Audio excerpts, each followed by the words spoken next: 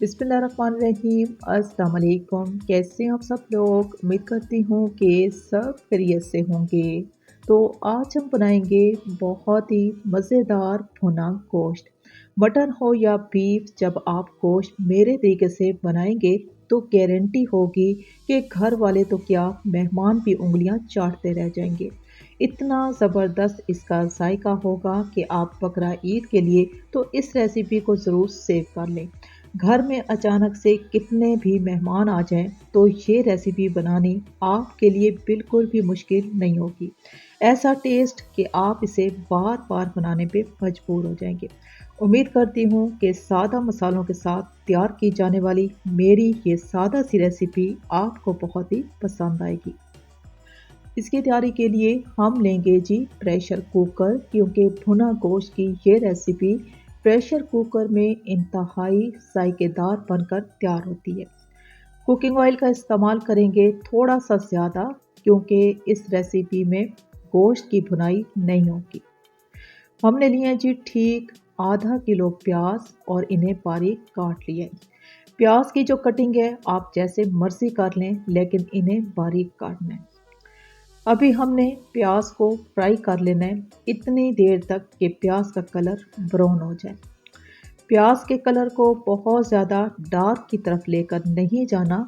जो ही प्याज का कलर हल्का सा पिंक होगा, हल्का सा चेंज होगा, तो बस इसी स्टेज पे हमने फ़ौरन से चूल्हे को बंद कर देना है। जब चूल्हा ऑफ हो जाएगा, अब हमने क्या करना है जी, इन्हीं प्याज़ों में गोश्त का इस्तेमाल करना है। बहुत ही आसान रेसिपी आपसे शेयर कर रही हूँ। रिक्वेस्ट तो सिर्फ इतनी सी है कि वीडियो को मुकम्मल वॉच करें। अब इस गोश्त को हमने सबसे पहले प्याज के अंदर अच्छे तरीके से मिक्स कर लेना है। अब आ जाते हैं जी उन मसालों की जानिब जिसके बगैर ये भुना गोश्त मुकम्मल नहीं हो सकता। आधा किलो गोश्त लिया है तो इसके लिए ठीक आधा किलो प्याज का इस्तेमाल होगा। आसान सी रेसिपी है, जितना गोश्त होगा उतने ही प्याज़ों का इस्तेमाल किया जाएगा। हमने डाल दिए हैं जी ठीक 4 बड़े चम्मच भर के लहसुन और अदरक का पेस्ट। इसी के साथ ही इसमें डाल देंगे ठीक 1 कप भर के दही, जो हल्का सा खट्टा भी होगा और हल्का सा मीठा भी। इसी के साथ ही इसमें पिसे हुए मसालों का इस्तेमाल करना है। 2 चम्मच भर के लेंगे पिसा हुआ सूखा धनिया, हस्बे ज़रूरत नमक, 1 छोटा चम्मच कुटी हुई लाल मिर्च, 1.5 चम्मच लेंगे लाल मिर्चों का पाउडर, आधा चम्मच कुटी हुई काली मिर्च, आधा चम्मच लेंगे कुटा हुआ या पाउडर लेंगे लौंग का।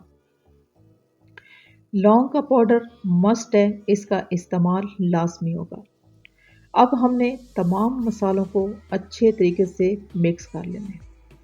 मिक्स करने के बाद ठीक 1 मिनट का हमने टाइम लगाया है। अब हमने क्या करना है जी, इसमें पानी का इस्तेमाल करना है। पानी का बहुत ज़्यादा इस्तेमाल नहीं करना, इतना ही पानी लेंगे जिसमें कि ये गोश्त 90% तक गल जाए, टेंडर हो जाए। ढक्कन लगाएंगे और एक विसल आने के बाद हमने फ़ौरन से फ्लेम को स्लो कर देना है। हल्की आंच पे, दम वाली आंच पे 20 से 25 मिनट का टाइम लगाना है। ख्याल रहे कि आंच को तेज़ नहीं करना, इससे इसका पानी खुश्क हो जाएगा और गोश्त जलने का ख़तरा भी हो सकता है। 25 मिनट के बाद अभी हमने गोश्त की भुनाई करनी है इस तरीके से कि इसमें प्याज का दाना बन जाए और प्याज मुकम्मल तौर पे मैश हो जाए।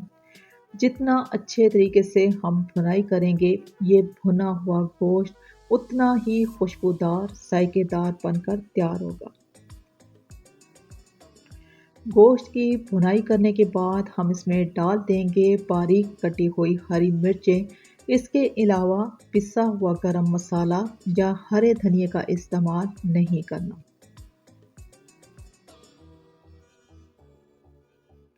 भुना गोश्त की बहुत ही आसान एक सादा सी रेसिपी मैंने आपसे शेयर की है, घर के बहुत ही सादा मसालों के साथ मेरी ये रेसिपी और बनाने का ये तरीका।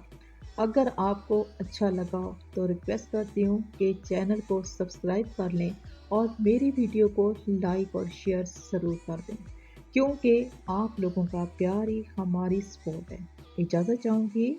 अल्लाह हाफ़िज़।